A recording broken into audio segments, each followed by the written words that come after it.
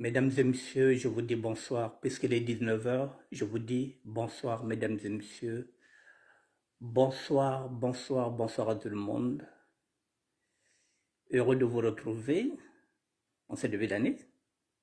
C'est peut-être mon premier direct, donc je vous souhaite déjà meilleurs vœux 2023. Je vous dis meilleurs vœux de bonheur, de prospérité, mesdames et messieurs. Hassan Barbilla. Bonsoir mon frère. Nous allons parler de la puissance de la prière. C'est presque un témoignage et je voulais vous associer à ce témoignage-là, mesdames et messieurs. Voilà, la puissance de la prière. Donc, aujourd'hui, je suis là en tant que serviteur de Dieu. Voilà, je vais témoigner. C'est la raison pour laquelle je fais cette émission de témoignage de la prière. Comment la prière est puissante. La Bible nous dit, demandez et vous recevrez, mesdames et messieurs. Voilà, et puis, la foi sans œuvre, elle se meurt. Mesdames et messieurs, sans plus tarder, je vais mettre de la musique.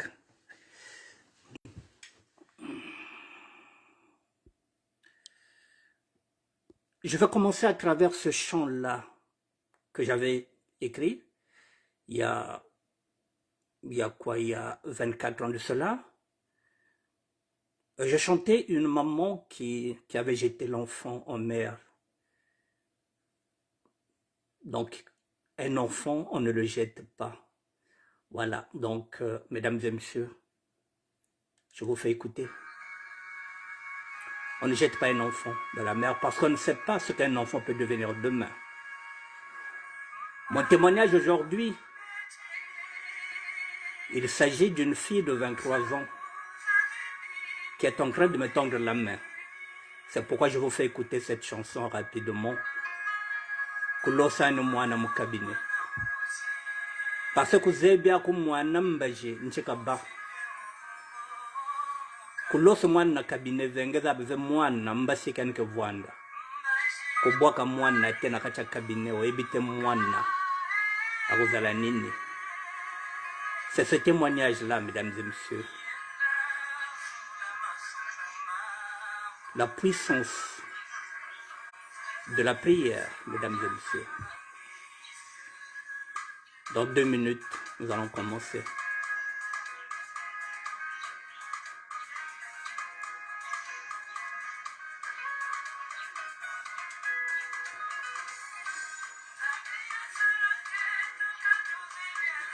Prophétesse Mbemba Noël.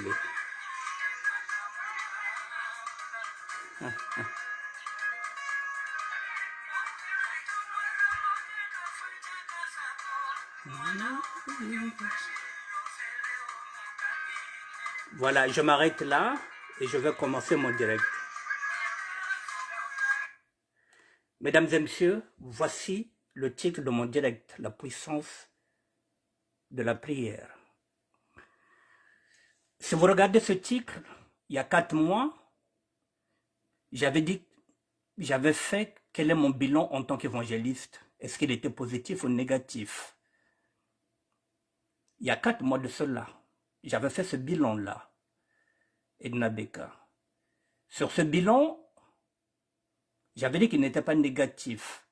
À l'intérieur, je vous avais dit que je voulais finir mon alliance avec Dieu. Je voulais m'en aller, partir parce que j'étais fatigué. Fatigué parce qu'il fallait partir. Pour partir, j'avais demandé à Dieu, nous étions en 2022, je lui avais dit de me libérer en 2023. Je voulais partir. Cela fait 8 mois que j'adresse mes prières. Mes prières ont été exaucées, mesdames et messieurs, c'est la raison pour laquelle je vous dis que la foi sans, merci, la foi sans preuve, c'est menuise. Mesdames et messieurs, j'avais fait une prière, j'avais demandé à Dieu de me libérer de partir. Parce que j'ai maintenant ce qu'on appelle, je commence à pécher par l'âme. Je me disais que mes enfants commencent à me manquer, mes petits-enfants commencent à me manquer, et qu'il fallait grand temps que je sorte d'ici. et que je m'en aille. Ma prière a été exaucée. Ce n'est pas la première fois que ma prière est exaucée. C'est la raison pour laquelle je vais témoigner. Mesdames et messieurs, je suis venu ici en janvier 2020. Nous sommes en janvier 2023. Ça fait 3 ans que je suis ici, que je suis privé de tout. Je voulais partir. C'est fait. Lorsque vous faites une prière, Dieu l'entend. Et Dieu ne ment pas. Finalement, mesdames et messieurs, oui, la prière est notre force. Il y a une jeune fille qui a 23 ans qui m'a tendu la main depuis jeudi. Nous sommes jeudi aujourd'hui, ça fait une semaine. Nous sommes le 19. Il y a une semaine, le 12 janvier, une jeune fille de 23 ans m'a tendu la main. J'ai accepté cette main tendue. Cette jeune fille à 23 ans, c'est ma deuxième jumelle. Ma prière a été exaucée. Ce n'est pas moi qui trouve un endroit où je vais aller dormir. C'est ma fille qui me propose d'aller vivre chez elle parce qu'elle vient de trouver, elle a trouvé un appartement. C'est pour elle que je fais cette émission pour lui dire merci en tant que père. Et je parle au nom de tous les parents. Je m'adresse à tous les parents qui ont abandonné leurs enfants. Aujourd'hui, c'est une jeune fille de 23 ans qui est chez sa mère, qui a sa chambre, qui travaille, qui peut rester chez sa mère.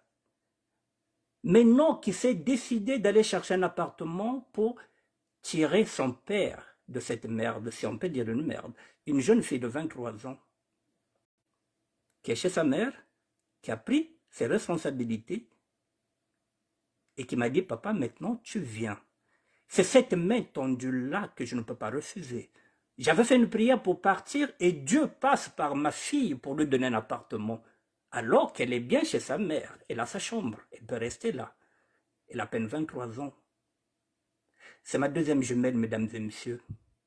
Alors je témoigne pour elle pour lui dire merci, parce qu'elle n'était pas obligée de le faire. Nous avons l'habitude de laisser les enfants lorsque nous sommes en divorce, mesdames et messieurs. J'ai l'habitude de témoigner ici.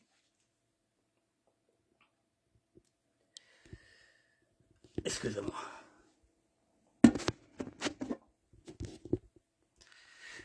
Excusez-moi. Mesdames et messieurs, j'ai l'habitude de témoigner ici, de dire que je ne suis pas un père irresponsable malgré mon accoutrement. Je suis parti du foyer conjugal en 2004, mes enfants avaient 5 ans. Aujourd'hui, mes filles ont 23 ans. Je n'ai jamais abandonné mes enfants. C'est la raison pour laquelle aussi je ne suis pas expulsé, je n'ai pas de papier, je n'ai rien. Mais l'État français sait que je m'occupe de mes enfants. Même si aujourd'hui je n'ai plus rien, ma présence est toujours là. Je fais cette vidéo-là pour dire à tous les parents qui abandonnent leurs enfants parce qu'il y a une rupture avec la maman. C'est pourquoi je témoigne. Imaginez un seul instant si je ne m'étais pas occupé de ces 2 filles-là, de mes jumelles. Est-ce qu'aujourd'hui l'une d'elles pouvait aller chercher un appartement et me mettre dedans? Est-ce que je savais qu'un jour j'allais être dans la rue? Non, mesdames et messieurs. C'est pourquoi je vous ai mis cette chanson-là. On ne sait pas ce que c'est l'avenir d'un enfant. Aujourd'hui, je suis fier d'être père. Je suis fier d'être grand-père. Une jeune fille de 23 ans me tend la main. Elle n'est pas obligée, je vous le dis, mesdames et messieurs. Parce que nous croyons que les enfants nous doivent, parce qu'on leur donne la vie, non. Les enfants ne nous doivent rien, mesdames et messieurs. Nous leur devons tout. Parce que les enfants ne demandent pas à venir au monde. C'est nous qui désirons les enfants. Mais lorsqu'il y a une rupture, on laisse la femme, on laisse les enfants, on ne paye pas la pension, on rentre au chômage pour emmerder madame pour ne pas lui payer les pensions. Et parfois, on se sépare, on va prendre une autre femme qui a des enfants, on s'occupe des enfants de l'autre femme, mais pas nos propres enfants. Bala ba bete beni to shira ba shisa kunguriza bala ba merda kwa ou kamona mpasheka saka bwe wele kwa ko. Mesdames et messieurs, si j'avais abandonné aujourd'hui les enfants qui sont nés ici, mesdames et messieurs, vous le connaissez. Si vous n'avez rien fait pour ces enfants-là, ils ne feront absolument rien pour vous. J'ai fait une prière, mesdames et messieurs. C'est pas moi qui ai la maison. Ma fille n'a pas acheté. Elle vient seulement d'avoir un loyer pour qu'elle puisse mettre à l'abri son père. Il ne faudrait pas que vous puissiez réduire ce témoignage à ça. Vous vous dites que, oh mais, c'est pas la première fille qui va le faire. Non. Ne cherchez pas de grands miracles. Personne ne m'a tendu la main, si ce n'est ma propre fille. Alors, mesdames et messieurs, c'est qu'un Zambie,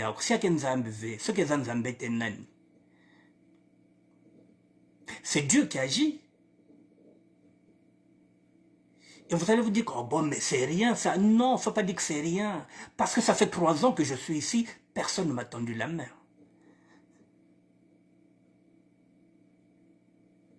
Alors dire merci, même à son propre enfant.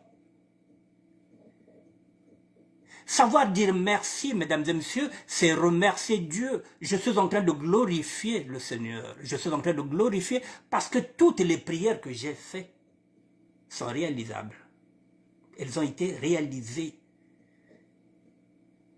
Mon bonheur, ce n'est pas l'argent. Mon bonheur, c'est de savoir que mes enfants se portent bien. Mon bonheur, aujourd'hui, il est là.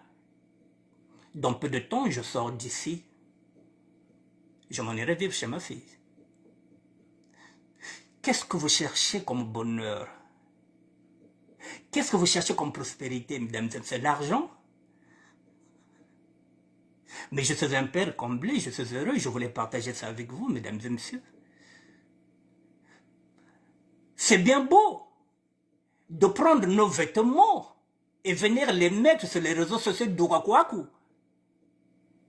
C'est bien beau de mettre nos vêtements dehors. J'ai vu sur les réseaux sociaux une femme qui a sorti un homme qui est parti mettre les vêtements là-bas pour que les Romains puissent s'en servir. C'est bien beau, Moutoudouk Sakamunzo. C'est bien beau. Et on peut aussi venir sur les réseaux sociaux, apporter aussi une bonne nouvelle et témoigner de la grandeur de Dieu. Au lieu seulement de venir mettre les nudités à dire merci à une jeune fille qui a 23 ans, au nom de tous les pères, au nom de tous les parents. Pour permettre à d'autres pères qui ont laissé les enfants, pour qu'ils comprennent qu'il n'est pas trop tard pour revenir en arrière, ce qui m'est arrivé peut arriver à tout le monde.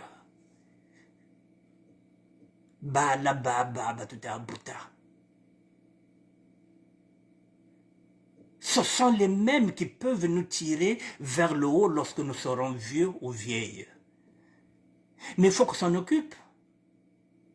Pour que demain, les mêmes enfants nous rendent le même amour que nous sommes en train de leur donner. J'ai eu ces enfants, mesdames et messieurs, je n'ai pas de papier, je n'ai rien. La mère n'était ni française, elle n'avait pas de papier. Ce sont des enfants d'amour. J'ai aimé la femme de la même manière que j'aime mes enfants. Alors, je lance un appel à tous les pères qui ont l'habitude d'abandonner les enfants, qui ne veulent pas payer la pension alimentaire. Il est grand temps. En 2023, la Kalamanima, Benouvutourmanima. Ces enfants-là, c'est notre retraite. Il ne faut pas oublier ça, mesdames et messieurs. Mesdames, lorsque vous nous mettez dehors, parce que moi aussi j'ai été chassé, je n'ai pas fermé la porte. Lorsque vous mettez quelqu'un dehors, ne fermez pas la porte, laissez-lui la possibilité de s'occuper de ses enfants. Laissez-lui son devoir d'homme. Ne fermez pas la porte. Ne vous accaparez pas les enfants. Laissez la possibilité au père de voir ses enfants. Parfois, ça ne sert à rien de nous traîner en justice. Ça ne sert à rien, mesdames et messieurs. Vous voyez aujourd'hui, si celle avec laquelle nous avons eu ces enfants-là, celle m'a mis les bâtons dans les roues.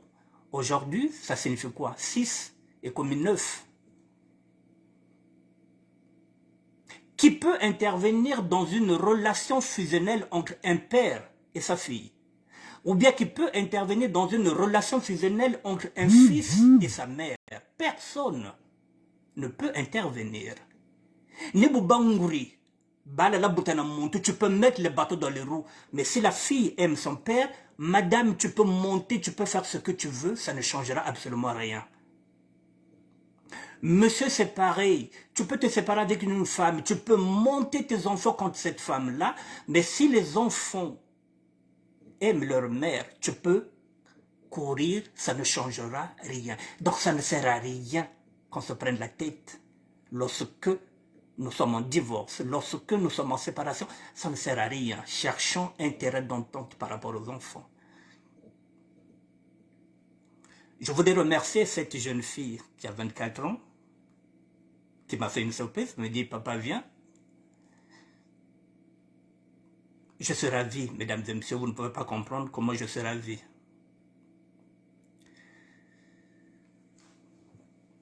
J'ai pris quelques repères quand je parle de la puissance de la prière, mesdames et messieurs, toutes les prières que j'ai faites.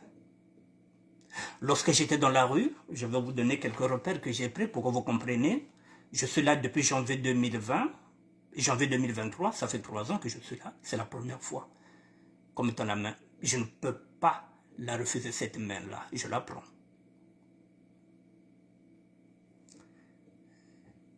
Je suis sorti de la prison, mesdames et messieurs, le 14 novembre 2009. C'était la dernière fois que j'étais incarcéré. C'était à Fresnes. Si on regarde aujourd'hui, ça fait 14 ans que je suis libre.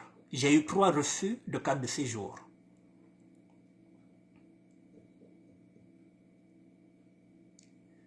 En 14 ans, je n'ai rien gagné. Parce que la logique ne paye pas.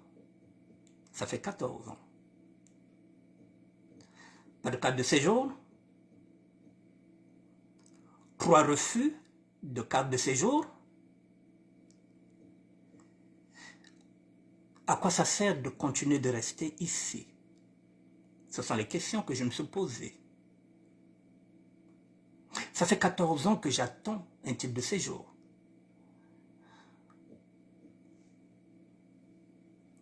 On m'avait mis, comment on appelle ça? Je suis en train de chercher le mot. On m'avait mis à l'épreuve pendant 10 ans. Pendant 10 ans, il ne fallait plus me revoir ni au commissariat. Je me suis tenu à carreau. Ça fait 14 ans. Il n'y a rien. En 14 ans, tout ce que j'ai gagné, c'est l'aide médicale et le droit d'avoir des impôts. Maintenant, puisque j'ai maintenant ce droit-là, parce que pendant 10 ans, même les impôts, je n'avais pas le droit d'avoir les impôts, parce que si vous avez les impôts, c'est que vos droits sont ouverts. 14 ans. C'est là où je réalise que la logique ne paye pas. Si en 14 ans, j'avais continué à faire mes business, même si je suis reparti en prison 2 ou 3 fois, j'aurais peut-être 30 ou bien 40 000 euros d'économie. Parce que peu importe le temps que je passais là-bas, ce qui comptait, c'est ce que je gagnais. 14 ans. Il n'y a rien.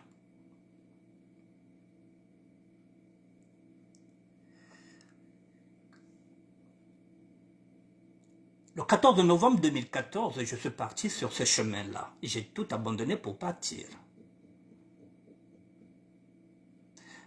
De 2015 à 2017, j'avais fait une prière, j'étais fatigué.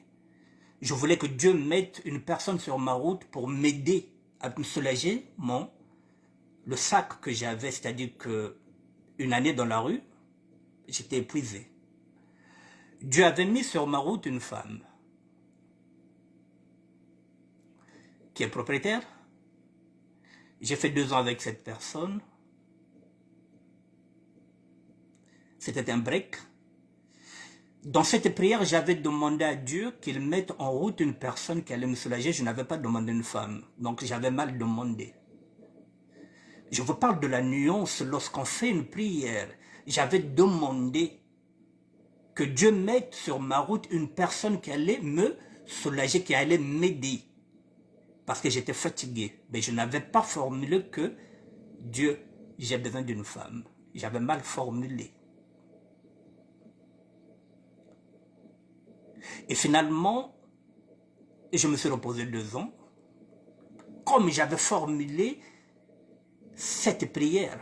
Et après 2 ans, je suis reparti. C'est-à-dire que je suis sorti de cette femme-là le 1er août 2017. De 2017 jusqu'à aujourd'hui. Ça fait 5 ans et 5 mois. Je me suis abstenu de la chair charnelle pour aller jusqu'au bout.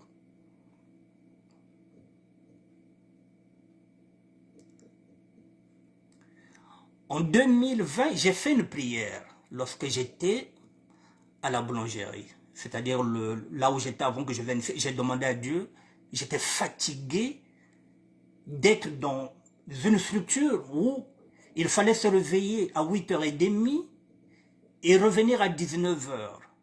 J'étais fatigué. Ma prière a été entendue. Dieu m'a placé ici en janvier 2020. C'est pourquoi je vous dis, mesdames et messieurs, moi je ne me plains pas de ce Dieu-là. Chaque fois que je demande quelque chose, je ne demande pas beaucoup, mais l'essentiel, parce que dans la Bible il est dit, parfois vous demandez mal. Eh bien, mesdames et messieurs, vous voyez, nos pensées ne sont pas celles du Seigneur. Là, j'ai demandé à Dieu de partir. Depuis mars 2022, j'ai une amie avec laquelle je discute souvent, Hectorine, Ngaka, qui m'a dit, mais viens aux Okendewap, si tu sors là, tu vas où? Je lui ai dit, mais ça c'est une question que je poserai à Dieu. Est-ce que moi, je me pose des questions pour savoir si je sors de au Okendewap? Mais Dieu met toujours un dispositif. Quand je dis que je vais partir, le dispositif, il est là. Mesdames et messieurs, le dispositif, il est là maintenant. Ce n'est pas moi qui ai la maison. Je n'ai pas encore de carte de séjour. Il me restait 2 choses ici que je voulais débloquer. La carte de séjour, elle est devenue aussi compromise. Compromise pourquoi? Parce que nous sommes en 2023, les lois ont changé depuis ce janvier-là. Nous sommes le 19, les lois ont changé. L'immigration a durci.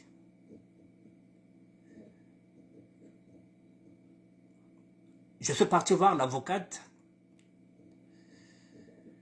Là, je vous apprends que maintenant, si vous avez 2 OQTF, si vous avez 2 obligations de quitter le territoire français, ça deviendra systématiquement une ITF, une interdiction du territoire français, alors que pour qu'on puisse vous prononcer l'ITF, l'interdiction du territoire français, il faut commettre un délit. Et le pire encore, c'est que il y a quelqu'un qui a l'OQTF qui a égorgé un Européen à la gare du Nord.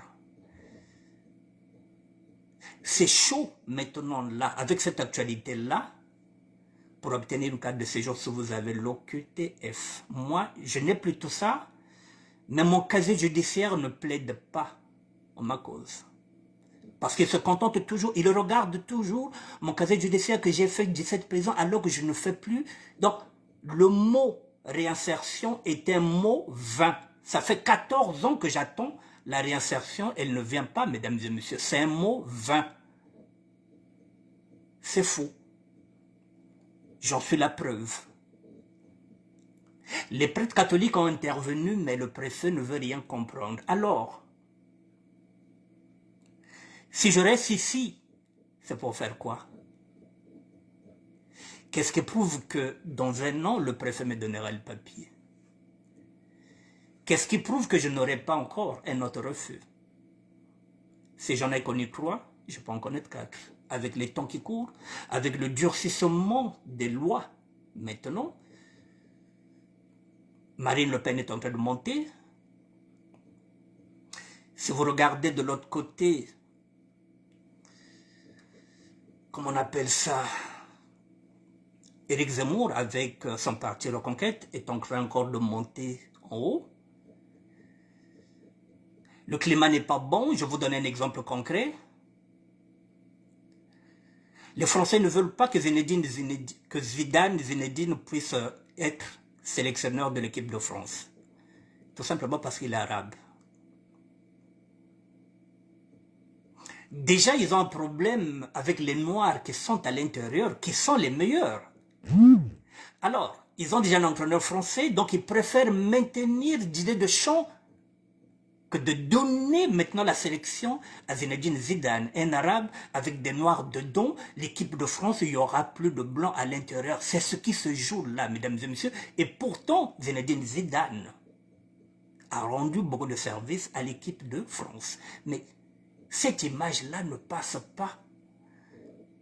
Donc c'est là où je vous dis que ça devient difficile, même pour moi, pour obtenir une carte de séjour. Je pense que ce serait difficile.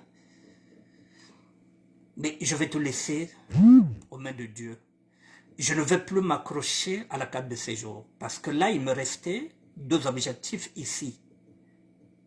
Trouver un logement et en même temps débloquer ma situation administrative. C'était mes pensées, pas celles du Seigneur. Nous demandons mal. Dieu vient de m'accorder une maison à travers ma fille. Ce n'est pas ma maison, c'est la maison de ma fille, mais c'est chez moi. Donc je suis à l'abri. Il reste la carte de séjour. Est-ce que je vais rester ici?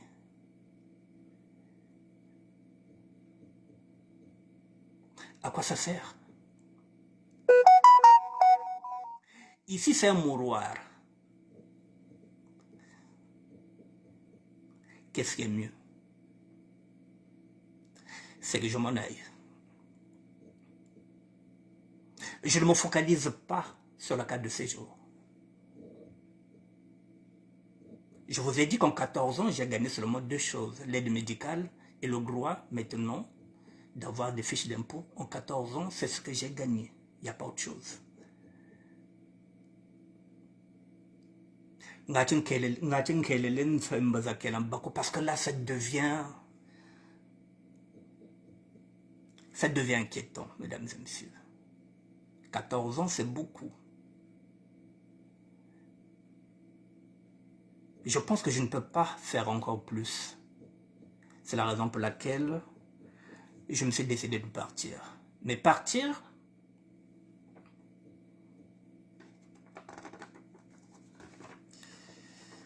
pour partir, mesdames et messieurs,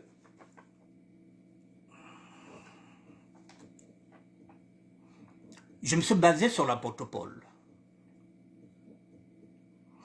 L'apôtre Paul nous demande de nous adapter au ciel que nous vivons. C'est-à-dire être pragmatique. Pragmatique, c'est ce que je vous dis. Ici, je suis nourri et logé, mais, eh bien, ça fait 14 ans. Il n'y a rien. Je vais partir parce que je suis pragmatique. Mais je ne vous le cache pas que j'appréhende aussi de sortir d'ici. Je vais vous dire pourquoi j'appréhende. Je vous ai dit que je suis un ex-détenu. Mesdames et messieurs, lorsque vous êtes en prison, je vous prends un exemple terre à terre, comme ça vous allez comprendre. Vous êtes en prison, vous êtes là pendant 3 ans, 4 ans, vous avez vos habitudes maintenant, vous êtes habitué en prison, vous avez votre cellule, vous avez tout. Et on vous appelle pour vous notifier que dans 2 ou 3 mois, vous êtes libre.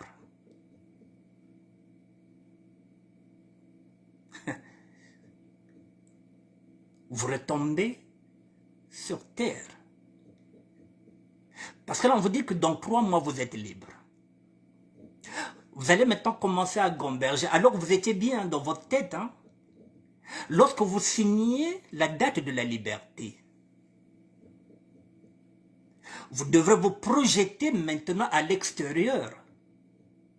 Et c'est là où maintenant on appréhende même la liberté. Vous l'appréhendez, maintenant vous vous dites que ah, mais ngara okende wapi? Napena ndakote, napena mwana te, darubandela wapi? Et surtout ce qu'on a mon candidat. Donc tu sais qu'il y a encore une guerre qui est là. Donc bientôt, dans 3 mois, tu auras un problème avec le préfet qui viendra t'attendre. Alors que là, tu étais pour toi au calme. C'est la même appréhension que j'ai là maintenant, mesdames et messieurs, parce que je repars dans la vie que je ne connais plus. Ça signifie quoi? J'appréhende quoi? Comment je vais faire pour gagner l'argent? Il faut que j'aide ma fille. Il faut payer les factures, ce que je ne fais plus. Je suis nourri et logé ici. Ça fait 5 ans et demi que moi je ne connais plus les factures. Même si je suis fauché, ce n'est pas un problème. Ce n'est pas moi qui paye Internet, il n'y a rien. Et là, je repars encore dans cette vie que je ne maîtrise plus. C'est là où j'appréhende. Comment je vais faire pour gagner l'argent?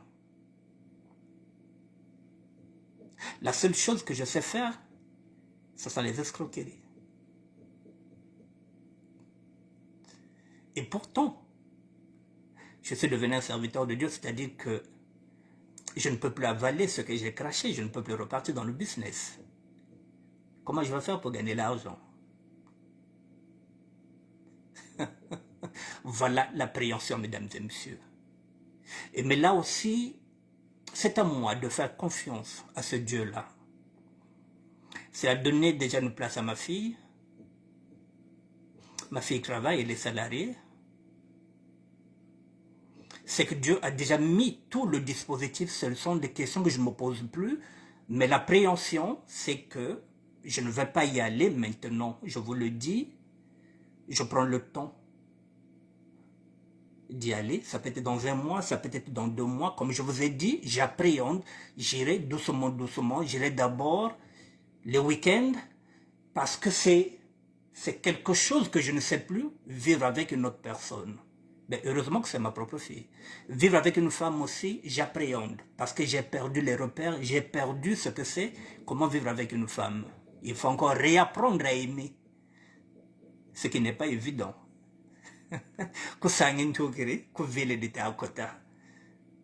Voilà, je voulais vous partager tout ça, mesdames et messieurs, pour vous dire que ce n'est pas évident. C'est pas évident. Voilà, de repartir vers la vie active. Voilà, j'appréhende, je prends le temps. Avant de sortir d'ici, je ferai une vidéo ici. Je ferai en sorte que je puisse filmer tout le château. Je n'avais pas le droit de vous le filmer. J'aurai le droit et je demanderai la permission. Je suis rentré ici en tant que serviteur de Dieu, je vous l'avais dit. Je sortirai d'ici en tant que serviteur de Dieu. Je vous montrerai l'endroit où j'ai vécu. Je serai obligé de vous dire au revoir en sortant d'ici. Je viendrai vers vous. De la même manière que j'étais venu vers vous lorsque je suis rentré ici, de la même manière que je reviendrai vers vous lorsque je sortirai d'ici. Voilà, ce n'est plus qu'une question de temps, que je domine mon appréhension, que je fasse confiance au Seigneur et que je m'en aille. Mesdames et messieurs, je voulais apporter ce témoignage-là. Voilà, ce n'est pas parce que c'est ma fille, parce que nous avons des habitudes. Nous avons l'habitude, avec ces enfants-là, l'enfant est en train de jouer au Nintendo avec ses amis, vous l'interpellez, vous lui dites, tu peux me donner ça, tu peux me faire ça, tu peux me faire ça, sans même ce mot-là, magique, s'il te plaît.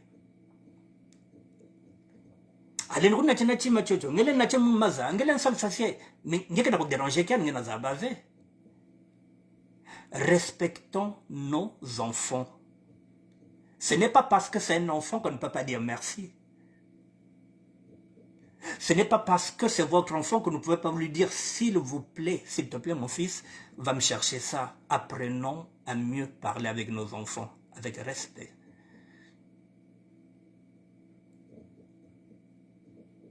Je voulais dire merci à cette jeune fille de 23 ans qui n'était pas obligée d'aller chercher un toit pour me mettre à l'abri. Je souhaite que ce qui m'est arrivé arrive à tous les pères. Je souhaite à tout ce qui est en train de m'arriver, que cela arrive à toutes les mamans avec leurs fils ou bien avec leurs filles. Voilà, je souhaite le meilleur à tous les parents. Et j'espère que d'autres personnes vont se reconnaître dedans. Cette vidéo, je vais la dédier à une personne. À 2 personnes, disons. La première personne, Jeannette, maman à Lloyd, maman à Onid Jennifer. Je te dédie cette vidéo, tu sais pourquoi je te dédie cette vidéo. Et la deuxième personne, Hectorine Ngaka. La troisième, c'est Hélène Boise, avec lesquelles j'avais déjà confié ça. Et puis, la quatrième, c'est Inès Abélé. Mesdames et messieurs, je répète encore à tous les papas, quels que soient nos problèmes avec nos femmes, avec nos ex, ne laissons jamais nos enfants. Aujourd'hui, si j'avais abandonné mes enfants, je serais abandonné à moi-même.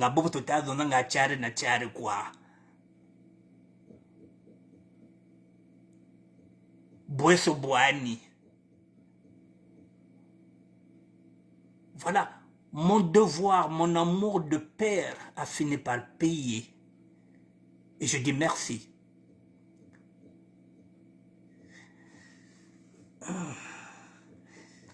Je vais terminer, mesdames et messieurs, la puissance de la prière, mesdames et messieurs, moi j'ai tout gagné. Je vous présente encore ce livre-là, mesdames et messieurs, la Bible. On peut beau critiquer ce livre-là, mais c'est ce livre-là qui m'a permis de tenir. C'est ce livre qui a permis que je sois aujourd'hui ce que je suis aujourd'hui. Si j'arrive à tenir 14 ans sans faire un business, sans rien toucher, j'ai accepté de toucher le fond, mesdames et messieurs. C'est ce livre. Mais ce livre, c'est pas seulement pour le lire, mais il faut appliquer. C'est ce que j'ai fait. On peut critiquer Jésus, ou on dit que c'est un Dieu importé. Mais moi, ce livre m'a donné satisfaction. Et je vais continuer avec ce livre, la Bible. Si vous avez l'habitude de lire le Coran, continuez à lire le Coran. Parce que ce qui nous sauve, ce n'est pas ce livre-là qui nous sauve, c'est la foi. C'est la foi. Nous serons sauvés par la foi et non par la loi. Vous pouvez lire ce livre même pendant 40 ans. Si vous n'avez pas la foi, vous n'obtiendrez absolument rien. Mettez la foi dans tout ce que vous faites, mesdames et messieurs. Soyez patients et attendez l'heure de Dieu. Moi, j'ai attendu l'heure de Dieu. Mesdames et messieurs, je vous le dis, j'ai perdu mes droits en 1994. Ça fait 29 ans que je n'ai pas de droits. Ça fait 14 ans que j'attends, mais je n'ai rien. J'ai seulement, je vous ai dit, l'aide médicale. Et à peine maintenant, les fiches d'impôt. Mais je ne désespère pas de la vie. Je n'envie personne. Et Dieu, dans sa bonté, oui. Voilà. Il met un dépôt sur une jeune fille de 23 ans. Allez, va chercher la maison, tu prends ton père. Qu'est-ce qu'on peut encore demander à Dieu? Qu'est-ce qu'on cherche? Des miracles. Un miracle de vous je serai chaud. C'est pas beau? Je ne peux pas dire merci à Dieu? Non, merci. Mesdames et messieurs, je sais pas, j'avais préparé un sujet.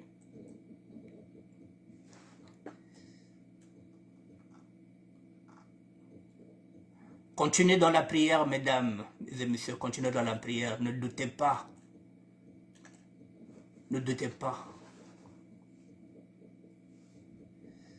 Bon, mesdames et messieurs, je reviendrai demain pour les VSD du vendredi, samedi, dimanche. Demain, je viendrai sur ce sujet-là, puisque nous parlons de Dieu. Bougez pas. Je viendrai sur ce sujet-là demain. Ce sujet-là, mesdames et messieurs, Dieudonné a demandé pardon aux Juifs pour tout le mal qu'il leur a fait, pour tous les sketchs qu'il avait fait. Les Juifs ont refusé le pardon.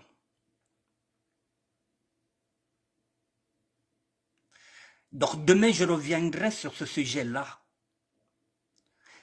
Je reviendrai demain sur le pardon, mesdames et messieurs. Dieudonné vient de demander pardon à la communauté juive.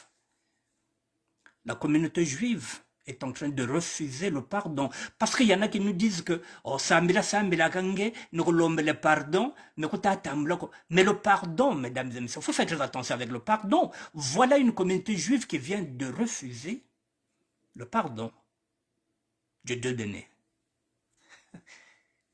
Les Juifs. Après, vous allez vous dire que, oh, on en parlera demain. Le pardon, c'est pas ce que vous croyez, mesdames et messieurs. Il est plus profond. La preuve, il est là. Je vais mettre un peu de volume, comme ça. Excusez-moi. Bougez pas.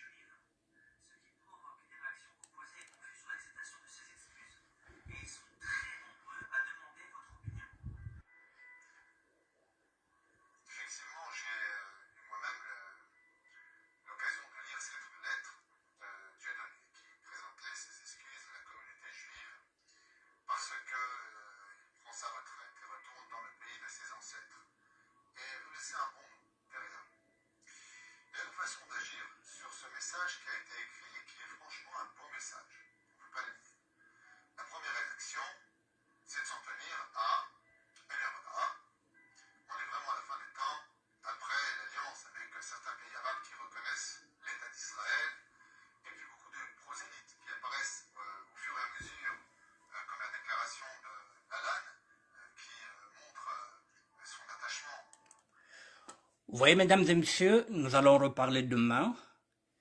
Le pardon, les excuses de Dieudonné viennent d'être refusées par la communauté juive. Nous avons l'habitude de demander pardon, mais parfois on ne sait pas pourquoi on demande pardon et à quel moment il faut demander pardon. Demain, je reviendrai sur ce sujet-là. Ceux qui m'ont enseigné, ce sont des juifs catholiques. Là, nous avons face des juifs orthodoxes. L'interprétation du pardon, nous en parlerons demain, mesdames et messieurs.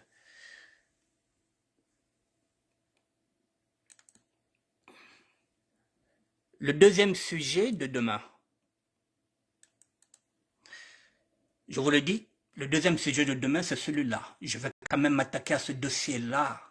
Le pétrole congolais, le président, l'intermédiaire et les millions ont volé. Demain, je vais m'attaquer aussi à ce sujet-là parce qu'il s'agit du Congo. Pétrole de le Congo batate kaka. Tata dit pétrole kaka de le Congo.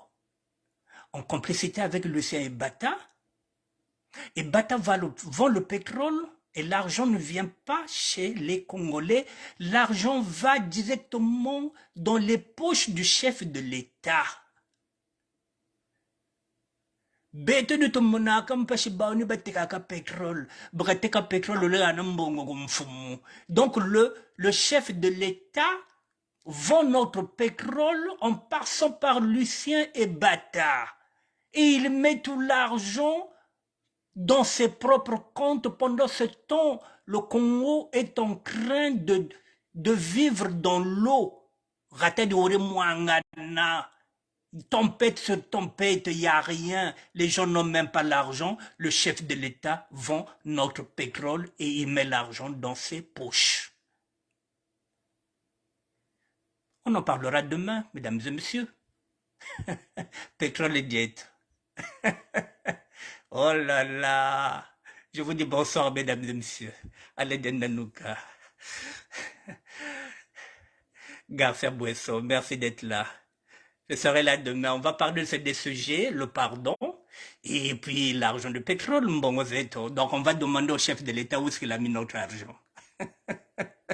Pétrole ou Ridetika. Oh là là. C'est chaud. Je vous dis bonsoir, mesdames et messieurs. Merci et à demain.